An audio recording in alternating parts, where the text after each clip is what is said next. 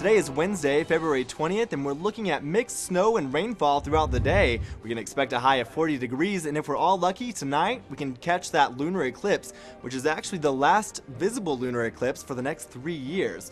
Hello NAU, I'm Heath Connot here on UTV62 with the news feed. Well, the last remaining communist icon of the Cold War has relinquished his power.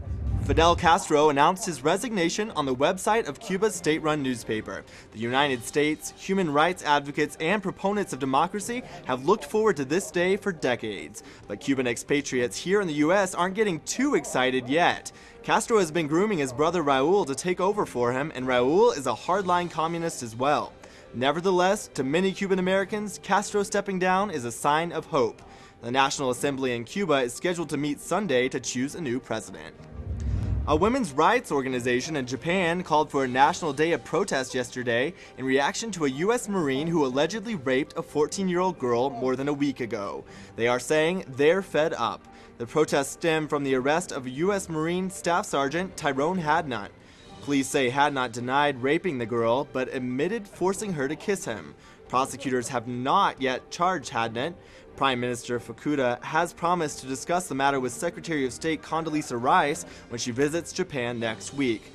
The U.S. military has also announced that tomorrow will be a day of reflection, emphasizing core military values. But protesters say until the behavior of U.S. servicemen changes, their calls for military removal from Japanese soil will go on. A new study cautions that spending hours talking on a cell phone might increase your risk for mouth cancer. Israeli scientists found that people who use cell phones for several hours a day had a 50% higher risk of developing tumors in the salivary gland near the jaw and ear. It's important to note that even with the increased risk, the odds of getting a tumor were only about 4 in 100,000, and using a headset will limit exposure to cell phone radiation. 2 of the 4 Impressionist masterpieces stolen from a Swiss museum last week have been found. The items were discovered in the back seat of an unlocked car, sitting just a couple of hundred yards from the museum. The recovered Van Gogh and Monet are valued at $64 million. The artworks were taken from a collection that's considered one of the finest collections of Impressionist and Post-Impressionist art in the world. Police are still searching for the other 2 paintings worth $99 million.